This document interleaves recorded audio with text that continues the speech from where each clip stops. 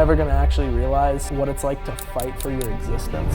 What is your mindset around business? We get so lost in doing the actions. Oh cool, I did 100K a month, now let's do 200. It's like, bro, like just at least pat yourself on the back. And I think that when you take that super raw, genuine approach to content, it really speaks volume. Well, like I thought this is what I wanted, but it couldn't be further from the truth. Personal brand is made by crazy results, a notable story, and like a positive reputation. There are periods of my life where I'm like, okay, I want to do nothing else but lock myself in the room and do some work.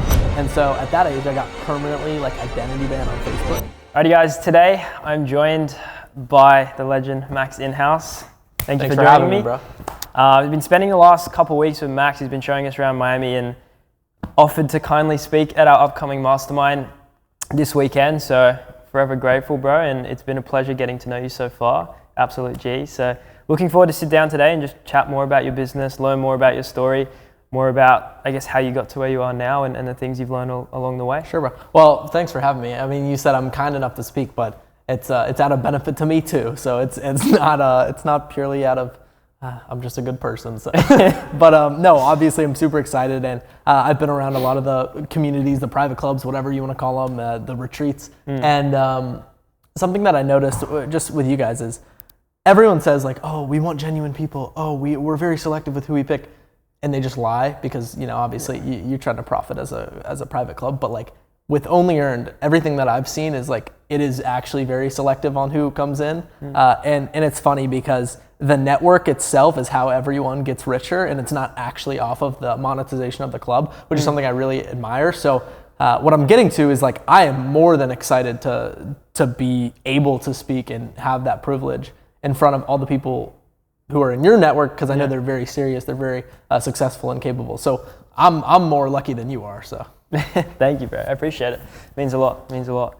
So take us back to the start, because I know that you did a lot of crazy stuff when you were younger and like I did. Started early and had seen a lot of success when you were coming through your teenage years, and I'm interested to hear more. Yeah, bro. So, oh wow, like the start. So basically at 12, it was like I was 8th grade, and 12's crazy. I was super into like basketball and football, and like super consumed with high school social economics because I wanted to be a popular kid, whatever. Going into freshman year, so when I turned like 13, I think, I lost like all my friends in high school, and so I was like, well, shit. And at the same time that happened, my brother, who was 19 at the time, he's 5-6 years older than me, depending on the time of year, was making money by like growing people's social medias, because he got in super good bodybuilding shape in high school and made an Instagram about it and grew his Instagram. And this company out of Miami, ironically, reached out to him and was like, hey, you grew your Instagram super fast. Like you should come do this for other people and we'll pay you. And so he was doing that. And so I was 13, I was like, that's awesome. And so I didn't learn really exactly what he was doing, but I did learn that my brother was making money on his phone when I was 13. So it kind of just got really ingrained into me. And so like, I remember I saved up like birthday, Christmas money and all that stuff to buy Agency Navigator from Iman Gaji when I was I like, bought that shit as when well. I was like, Frax. When I was like 4, you watched the Hidden VSL in 2020. was solid, Bro, it was so good. Pre-COVID, I think. But no, and so I bought into that, failed that. I was doing cold calls when it wasn't working hours. So like pretty funny stuff to businesses. But anyways, failed there, tried e-com, tried print on demand, tried all the e-com stuff, and failed all of that. And then when I was running one of my e-com stores, I thought it would be like a good idea to do AI art, which was just, I'm not an artist, and who like no one's buying fucking AI art. Now I know that. But what happened was I ran an ad to about like scaling ad spend for an e-com store or whatever. So I reached out to the ad, and it ends up being this guy named Emil. And so me and Emil start becoming friends, and I paid him like $500, which was like at the time I was like, oh my God, like I'm making such a big decision. This is scary. $500 for coaching on e-com ads. And it turned into us getting along and realizing we live in a similar place, like right in Atlanta. And then he gave me a job as a setter closer. So like the later months of being 14 and the earlier months of being 15, I was like a setter closer on an e-com pre-built drop shipping store offer, whatever. And I hit like probably my best month in commissions was like 10K, and that was, it felt awesome, but it was like sophomore year. It took me like 2 years to get there. And long story short, doing that, I was trying to figure out a way to get more leads for the e-com stuff because I would get paid more if I brought the leads. Yeah. And I started my Instagram account at like 16. And it was called like Max Ecom at the time, actually. Seriously.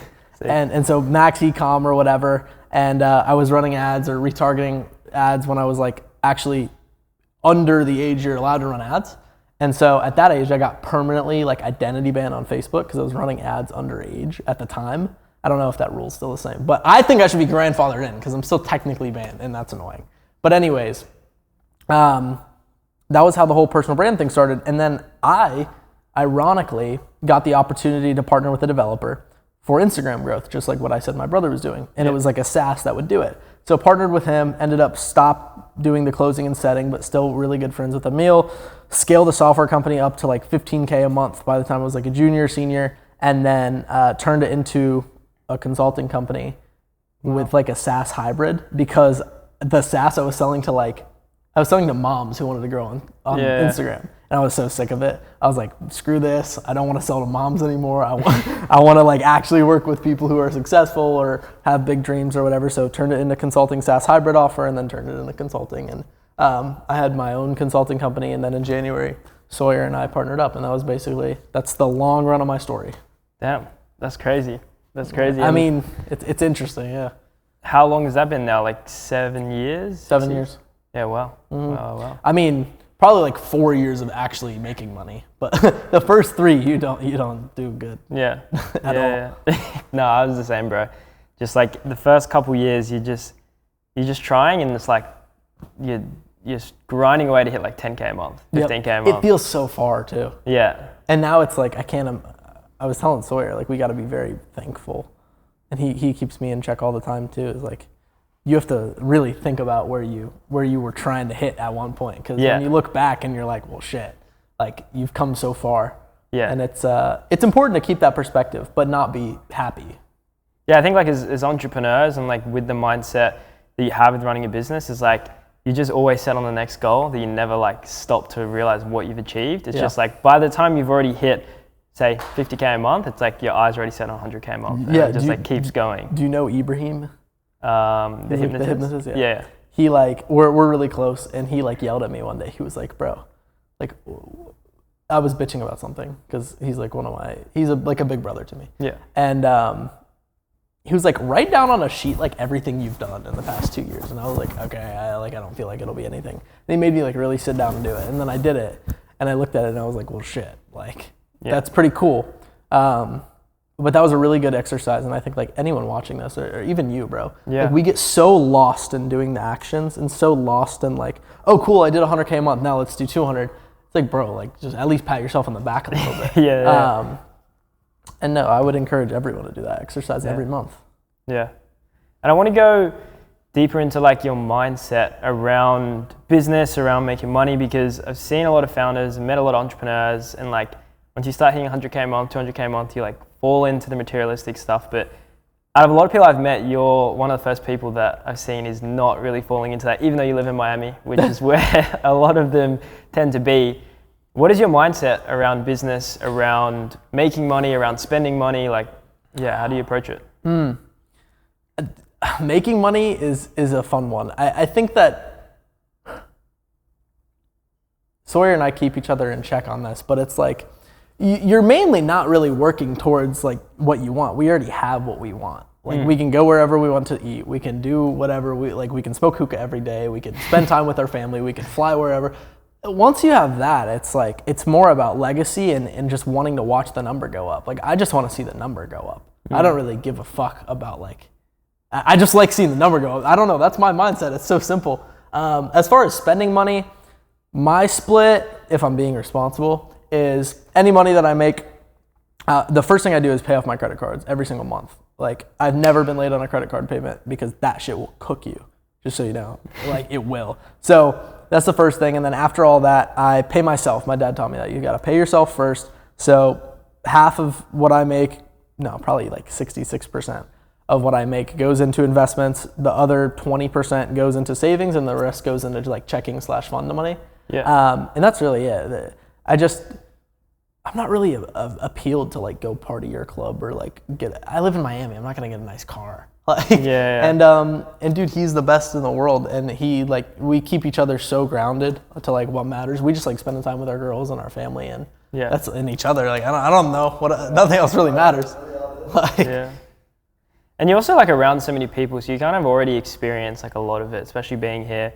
And I know for me, like I experienced a lot of it, and I was like, "Fuck, this is not what I wanted at all." Bro. Like I thought this is what I wanted, but it couldn't be further from the truth. So I think it's something that you just learn along the way. Bro, 100%. And like even last night, one of my friends, his name is Max. His last name starts with a Z, and he like sent me like a video.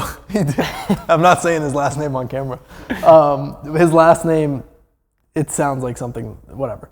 But anyways, he was doing like caviar bumps or whatever, and sent me a video. He was like, "Yo, bro, like come here. We got 6 hookahs. Like we're partying." And I was like, "Bro, I would rather just like watch a little bit of TV and eat cookie dough in my bed." And he was like, "All right, bro, enjoy your night. Like, love you." And I don't know. I feel like that's like my wind down. My wind down isn't like partying.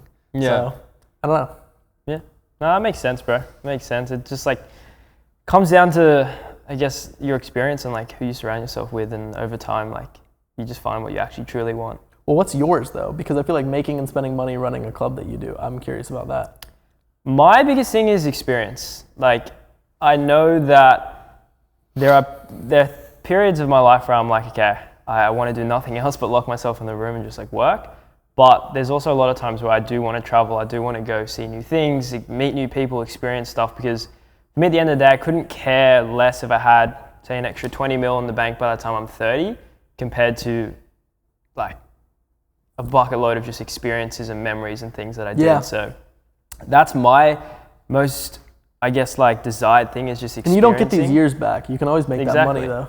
I think time is the most precious thing, but like don't get me wrong, you have to get yourself out of the trenches. You have to be making somewhat decent money first before you can just go and travel, because otherwise you'll find if all you do is travel and you're making like 10K a month, you're just like, you'll be stuck in Bali or some shit. That's mainly why I asked my question, bro. It's like when I travel, I work, but I can't find my flow state like I do here. Yeah.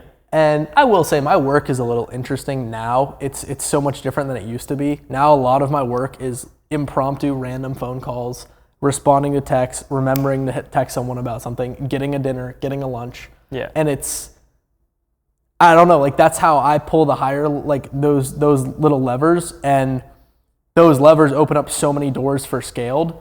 And sometimes I actually guilt myself and I'm like, this doesn't feel like work. But then I'm like, it is, like, because you look at it and tangibly every single time if it's content, it gets an ROI. If it's spending time with the team in a more fun sense and less tactical sense, it's still an ROI. Yeah. Everything. And so I've been kind of growing into that because I have been maybe the past couple months like feeling like I wasn't doing the same work that I had been, when in reality it's like I'm the luckiest person ever, because our team is so amazing that my job is to just go open as many doors as possible. And and he's just fucking goated, and he's the best operator in the game. And it's like the more doors that I can open, the more doors that we can actually like enter and then grow in. And so I don't know, it's interesting. I've talked to him a little bit about it because it's a weird new feeling for me, but that's like mainly my work now. Yeah, I think like as you grow the business and you build a better team, it's like, it just comes down to literally like managing people and making decisions. Like rather than actually like sitting there and being like, okay, I just spend 15 hours behind the laptop and like build this project. It's like literally just making decisions, but it's weird because I was so used to like the trenches where I would have to work so hard, and I would like the amount of time I worked would be equivalent to the amount of money I made, which just like isn't the same anymore. Well, it's because you're stuck in a linear loop when you're first beginning business. And by the way, like, I don't think there's a time I'm not thinking about work. Yes, but I don't know. It's so interesting because like I think about Sawyer, and I text him probably every day like, yo bro, like I feel like I have extra time, like what do you need me to do or whatever. And I know he's working on like so many tangible things, and I'm like, fuck, like I need to be, I don't know. It's interesting, but I want to hear his take on it eventually, like probably after this. But do you find your guys' like relationship, because I know it's the same with Noel and I and Nicolino and Maxi, it's like you're building off each other. So it's like my tasks allow for him to do more stuff, and then Nicolino and blah, blah, blah. Totally, but I won't speak for him. I'll speak for myself. That's so new to me. right? Like Scale is what, 5 months old. Like I'm not used to. I've never had a business partner, Yeah. and so I always want to make sure that I'm doing everything that I can. And so if there's a point where I feel like I'm not, I like will. I don't know.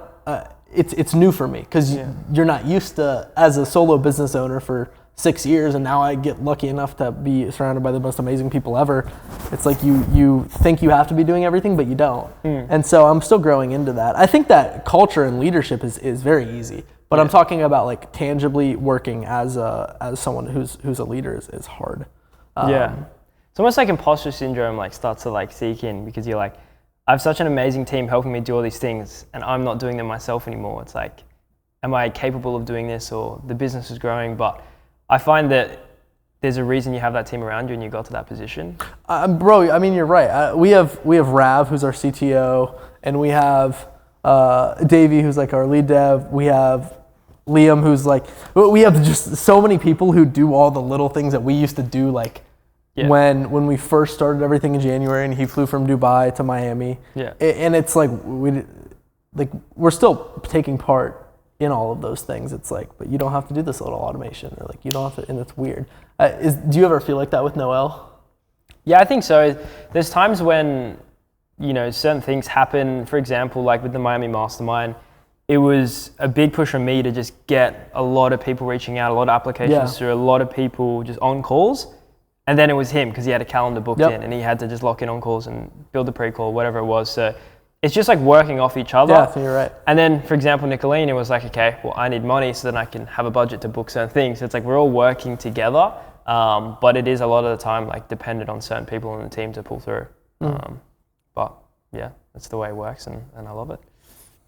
Talk to me about Scaled, because a lot of people do know, but there's also probably a lot of people watching this that don't actually know how everything works for you guys. Yeah, I mean, so Scaled is Sawyer and I's company, and we started in January. Sawyer had a super successful info agency, like done for you agency before Scaled, and he was also scaling the shit out of a SaaS that everyone watching this video knows the name of, and he essentially is responsible for all of their growth. And so he was doing those two things, and I was running my consulting company, scaling my personal brand. Eventually, like, we were just like, we have perfectly complementary skill sets, and just became partners. And then Scaled LLC was our little baby. And, that was the accident that we had. And it's turned out pretty amazing. It's essentially an info product portfolio company. So we have tier 1, tier 2, tier 3, tier 4. Tier 4 is like done for you, where we're super picky about that, because we're making money off of rev share other than the upfront or equity.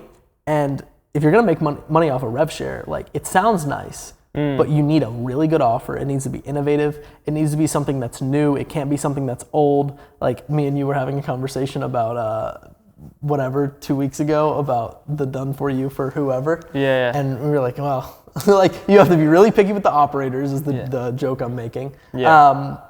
And so tier 4 is the done for you portion. Tier 3 is build and release, where we do everything done for you as a setup, and then we consult them on how to run it. And then we have tier 2 and tier 1, which are both consulting. It's just low touch versus high touch. Yeah, sick. And like, who are you working with? What are you actually doing for them when it comes to consulting? So some of the most notable partnership clients we have, Alex Eubank. So we've been running his stuff since basically late January, early February. We've hit his record months with Pathway. It's been great. I love Alex. He's a great guy. His manager, Rendon, is also a fantastic individual. I love him. So they're pretty notable. Champ, he's a newer offer, but everyone knows Champ if you're in info. And his offer is ridiculously cool. This is what I mean. Like, it has to be innovative. It has to be new. And so what his offer is essentially it's a software. And Polymarket and Kalshi? Yeah. So let's say for those two instances, we take Polymarket and we take Kalshi. And there's a Conor McGregor, Max Holloway bet or whatever line. And then there's yes or no for if Conor's going to win or if Max is going to win. But on Polymarket, since it's individual liquidity markets, and the only thing that determines the price of those buys is only on Polymarket, it doesn't look at any of the other markets. Yeah. It could be 17 cents for Conor McGregor and 83 cents for Max Holloway. But on Kalshi, it could be 41 cents for Conor McGregor and 59 cents for Max Holloway. So you would buy the 17 cents on Polymarket and the 51 cents on Kalshi, you'd have like 68 cents in, and no matter what, you're picking both outcomes, so it's going to resolve to $1. And his software picks out the biggest discrepancies in the markets and places the trade for you. It's pretty sick. And so it's like essentially guaranteed profit. Like it's which I don't want to say because that sounds so sketch, but there's really no way else to play. Like a loophole, yeah. Yeah, and so that's what his software is. We're about to scale the shit out of that offer and go really hard into prediction markets. Trading algorithms are always positive. We have an amazing trading algorithm offer. We usually stay away from fitness, but one of our fitness clients, who's newer, but he's just such an amazing individual, and he's blowing up. Like probably one of the most well-known fitness creators in the world right now. His offer is fun. It's definitely in the early stages. So those are some of the most notable done for. His name's Jaden Levin. If anyone's ever seen the reels of like the guy getting their heart broken and then it cuts to like a guy in the gym, he's like, welcome to the gym. That's Jaden. And so his offer's crushing. But those are like some of the most notable people. Okay, sick. And I'm interested to think, like, what do you see is one thing that most people in the info space like just do wrong with their offers?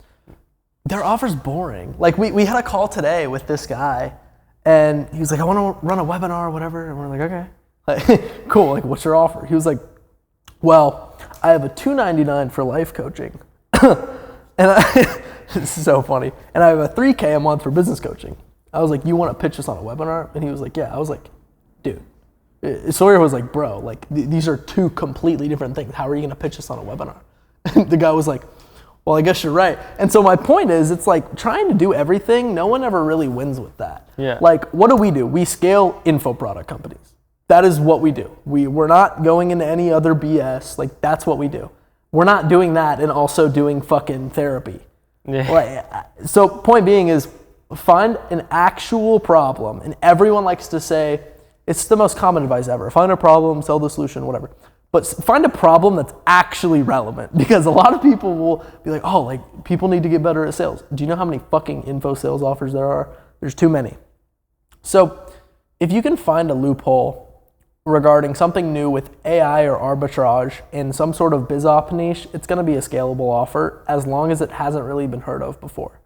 So I think that's, if you want to have an offer do like $500 to $1 million, $2 million a month, that's like what you have to do. But getting to like 100 or 200K a month, you can kind of do with anything as long as you just have good marketing and a good sales team. And do you think a personal brand is like, I guess, like a cornerstone to building a good offer? It's definitely. I've seen some people with just ads and like they'll just have a random as fuck personal brand. So here's the thing, is personal brand is more than just like your Instagram page. It's also like your name, image, and likeness, even off of social media. So like, I could say the name Daniel Isles, and probably everyone in this room would know who that is. He runs Viral Coach, makes $5 million a month, whatever, one of the biggest offers in info. But like, no one's followed him off of organic content. You follow him off of his ads, or it's like, that's it. So point being is like, personal brand is made by crazy results, a notable story, and like a positive reputation in the community. It doesn't matter how many followers you have. So I think those three things are absolutely a cornerstone of scaling an offer. Having a personal brand makes it a lot easier, I will say, because people build trust through you, they build friendships through you, et cetera, et cetera. Yeah, I want to go into your like mindset and approach with content, because I know it's a different to most people, and it's working super well. So I'm interested to hear like your mindset around content and how you approach it. Yeah, we definitely approach it very differently. We don't try to manufacture or refine moments. We just kind of try to take the most raw and authentic moments in our business that happen every day. So whether it's a sales call, whether it's a coaching call, whether it's something we built, like today we did a blueprint maker off of all the data, and we obviously built that as a lead magnet. Everyone knows that, but it's going to benefit them because they're getting a plan off of it. It's going to tell them which funnel to run, whatever. So all I really did was show them what we built. And I think that when you take that super raw, genuine approach to content, when people meet you in person, it really speaks volumes. It does, yeah. Because you're the same person. Versus, and I won't name names, but I know so many people who you see their content and then you meet them and you're like, it's a letdown. Makes sense. And so I think I had that feeling actually when I was younger, meeting someone who I thought was, different. Yeah. And I remember, and I actually told Nicolina this. I was like, I never want someone to think that about me. Yeah. And so that was kind of when I took the turn to just doing everything super raw. Yeah. I feel like people have like this misconception in their mind that like, I have to look a certain way online. But in reality, like, I feel like the more raw and authentic you are, like, just the more trust you build and the easier it is to close people. Who's your favorite superhero? I would say, I didn't really watch superheroes so much when I was growing up, to be fair, but I would say probably Batman. Okay, Batman, yeah. Okay, point being, no one says that their favorite superhero is Superman. Why? Superman's perfect. Like, nothing's wrong with him. Yeah. Like, no one's interested in that. But basically, majority of people, when you say, hey, who's your favorite superhero? They say Spider-Man or Batman. And mine's Batman, because you watch Bruce Wayne's parents die, and then you watch him go through all the training and like nearly die, and then you watch him lose that girl that he loves, and then he becomes Batman, and it's like, well, shit, like, I love Batman, I want to be Batman, like, I want to go through all that shit. And Spider-Man, like, his uncle dies and he loses the girl, same thing, and he becomes Spider-Man. And like, that's why people say that, is because it's the same with the personal brand. People get attached to the story of a person, and people get attached and feel a ton of relatability to the negatives of a person, not the positives. The positives, I mean, everyone wants the positives of a person, but you can't relate to that if you've never been there. So how do you build a relationship with someone who's not where you are, that you want to trust you? You talk about when you weren't, and you talk about when you're fucking up every single day and you felt like a loser and you felt like you were never going to make it. Yeah. And then you found this little voice in the back of your head that said, keep going, and you figured it out, because that's so inspirational to that person, and now you're their Batman. So that's essentially the importance of not trying to paint this false persona of yourself online. Yeah, no, that's so true. I remember, like, I'm sure you're probably the same, like, you saw Iman's content when you first came into the space, and like his values about, I remember, like, it was so unrelated to business. It was like opening a car door for a girl and wearing nice clothes and like all these things. I was like, fuck, I want to be like him. Like, I'm so bought into his vision. And then I had so much trust in him because I just wanted to be the person he was, rather than just like I wanted to buy his coaching or whatever it was. Exactly, and then you bought his coaching. Same thing with me. That's what works. I'm not saying that it's evil or whatever, or manipulative, but like, that's good marketing. And that's how you get someone bought into you. And what I also will say is, do you remember Iman's like negative parts of his story? I remember he used to talk a lot about like his mom. Drinking and his mom and like. Yeah, he had a rough childhood. Yeah, so like, it's, again, if he didn't have that, I don't think that a lot of the kids, including probably you or me, would be like, oh, it's actually attainable to become like this person. Because if he didn't say that, we wouldn't have known that it was relatable to be in a bad experience when you were young and then come out at that outcome. And people have to make that subconscious connection between the two. And when they do, that's when it becomes more believable. And when something's more believable, you think you can achieve it. And when you think you can achieve it, you want to buy whatever person says. Exactly. Yeah, I saw it and I was like, fuck, well, if he started there and I'm there right now, like, why can't I just do what he did? That's the point. And that's just good ass marketing. That's it, bro. He's definitely one of the best. But so, and by the way, I'm not taking away from the people who refine their brand. I think that it's so much prettier than my brand. And I think it's super important to make sure everything looks amazing. And like, that's what I've been talking to you about. It's like, I want a little bit more direction with that, and I want to make things look refined but still keep the raw, authentic feel. So that's the dichotomy we're working on now. But where people go wrong is they don't act like themselves. If you act like yourself and then the content's super refined, I think that's great. But if you don't act like yourself, it's like, dude, like, why are you even doing this? At least have some sort of implicit truth. Yeah. I think it's also hard because you have to also be like naturally outgoing and energetic, because there's definitely a lot of people I've met that are like, okay, I can tell they're putting it on for camera, but then when you see them and they're just a normal person, and it's like, well, if he was just a normal person and they started recording him, probably wouldn't work as well. So it's true. like, some people have, some people maybe just aren't necessarily built to be naturally authentic and actually be super outgoing and energetic on camera. But I do find like, you need to have like some energy there, but it's also hard. Like, there's so many people that are just like, you literally see them and then as soon as the camera's off, they're just like boring. Yeah, just boring and dead. It's true, bro. You can't. I don't know. I never want that to be me. No, I agree. How's Miami been since moving here in the space and just being, I guess, like surrounded by so many different founders, so many other entrepreneurs, people like doing the same thing as you, same mindset? You still really protect yourself here. You certainly have to protect yourself here because there's a lot of people. Like we said, when you meet someone online and they're not the same in Miami, it's like times 50. Yeah. It's times 50 of that. And so the culture's a little bit dangerous, but if you have good people around, you I don't have to worry about that. Sawyer's the best individual ever. We have a great group. Like you guys are here with, Maxie and Nicolina and Noel. Like you don't have to worry about anything because you have a good group of people around you. Yeah. But there's people who don't know better, and there's people who don't know the difference between a good and a bad person who moved to Miami and it just cooks them. And you've heard the stories a million times. But as far as moving here and being around all that, it's every single day you have to hustle, and it's great. It's the best hustle culture ever. And it's also, I didn't have to move out of my parents' house as early as I did, but I chose to because I wanted to put my back up against the wall. And like on paper, that's a retarded move, but off paper, when I look at everything I've achieved, it's the fucking best move on the table. It's all about what you do with it. And I think that if you constantly have comfort and you're not paying your rent and you don't have to pay for your food, you're never going to actually realize what it's like to fight for your existence. And when you learn what it's like to fight for your existence, you learn how much more you can achieve. And so I loved moving here. Yeah, sick. That's sick. And what's your, I guess, take on networking, meeting other founders, just like traveling in general? Yeah.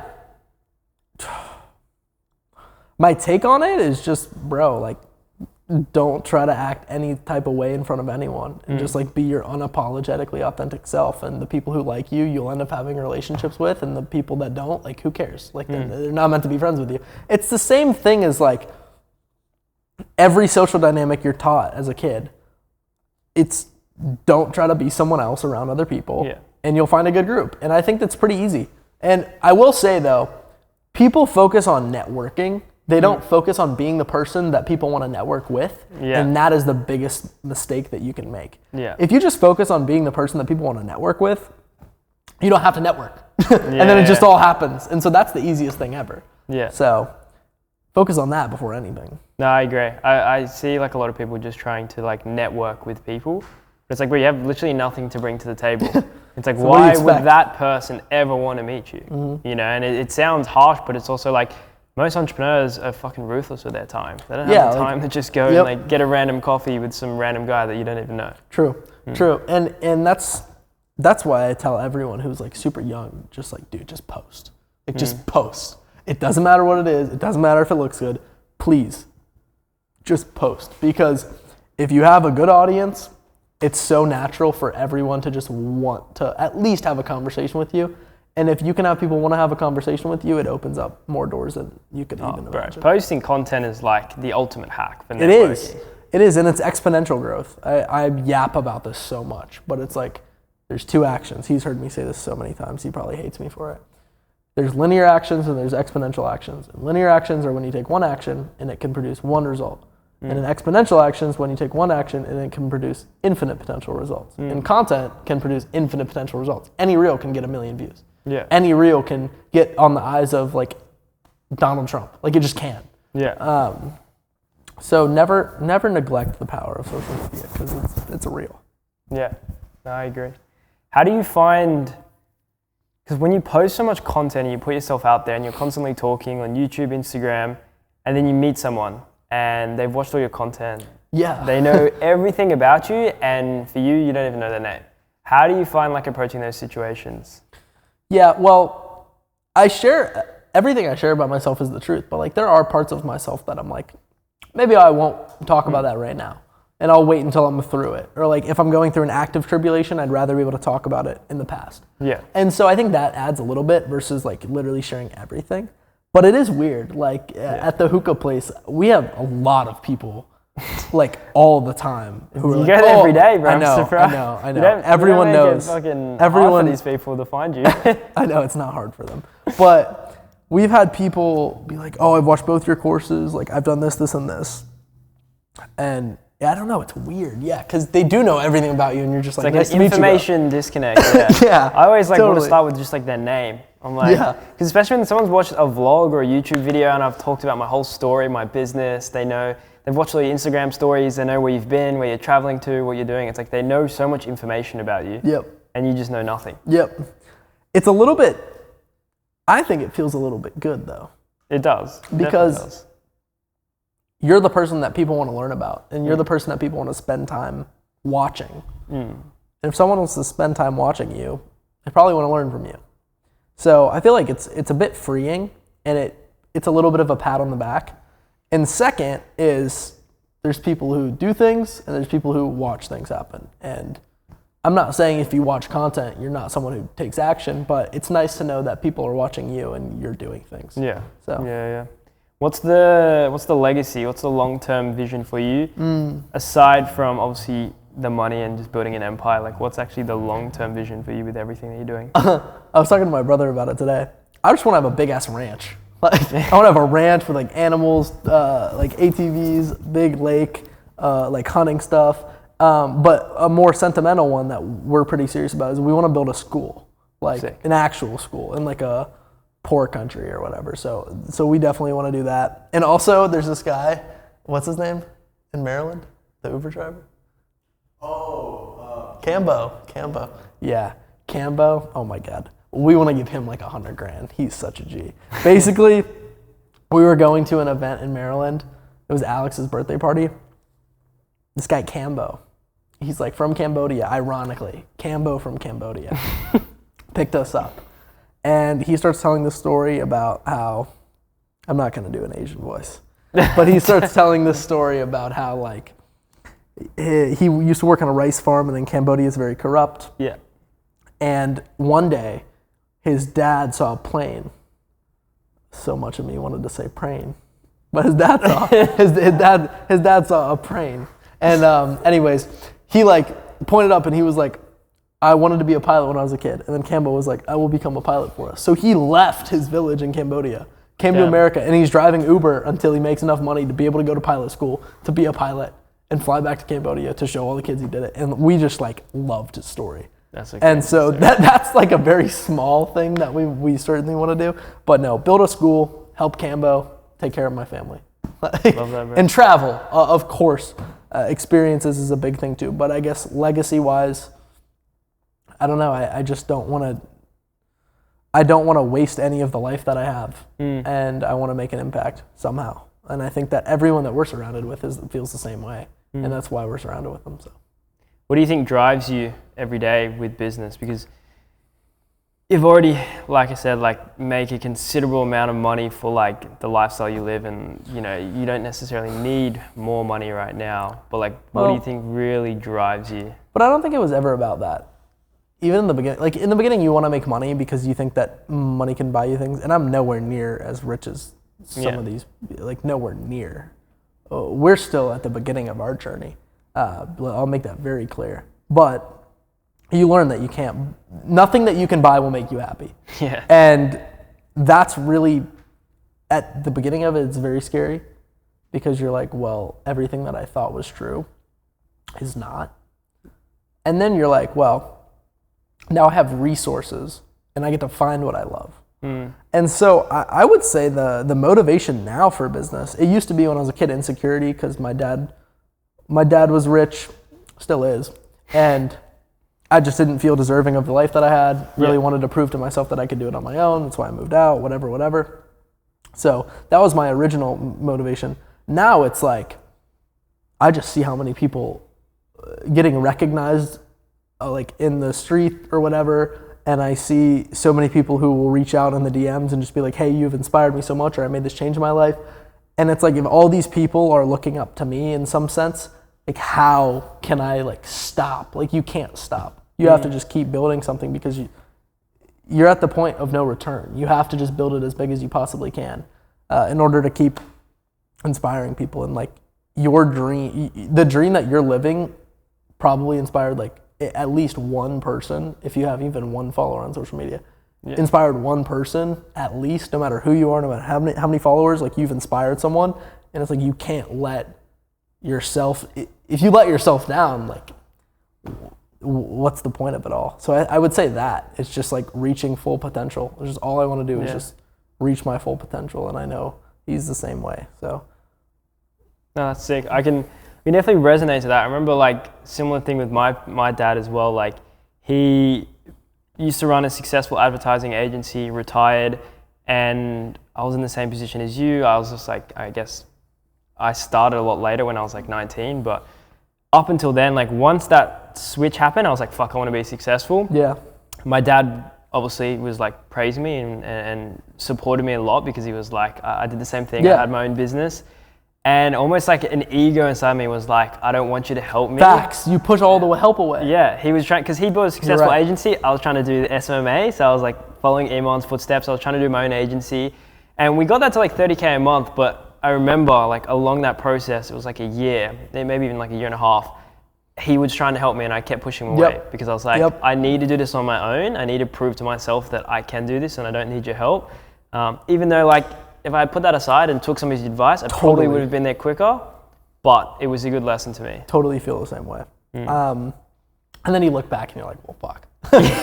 Could have totally said, oh, it's fine to help. But it is nice knowing that no matter how far we get in life, and you know, God bless both of us, I hope it's very far, you will know that it was because of you.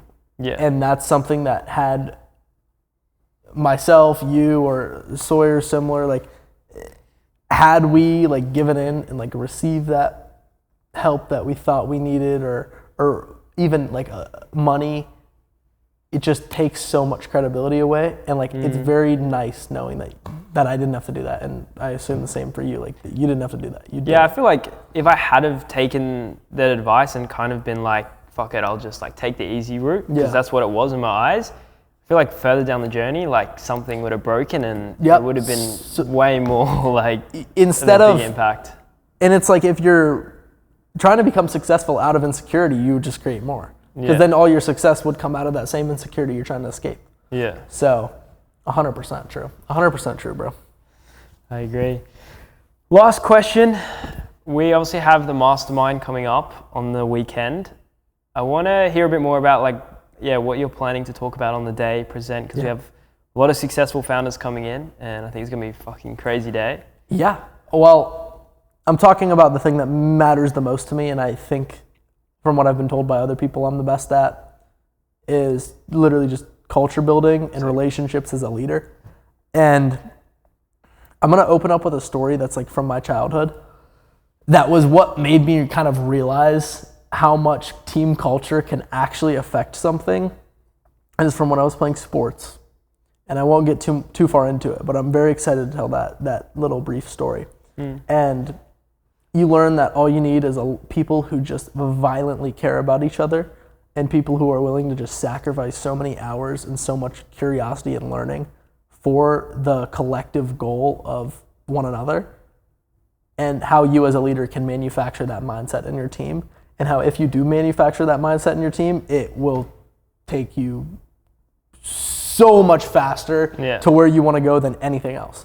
And so that's what I'm going to be talking about. I'm really excited for it. Fuck yeah. I'm excited, bro. I'm excited. Thanks. Well, appreciate you coming on, bro. Thanks for having me. It was an absolute pleasure, and looking forward to spending this next week in Miami. It's going to be sick. Likewise, bro. It's going to be sick. I'll leave Max's link to socials in the description below. And let's get to it. Thank you. Appreciate it.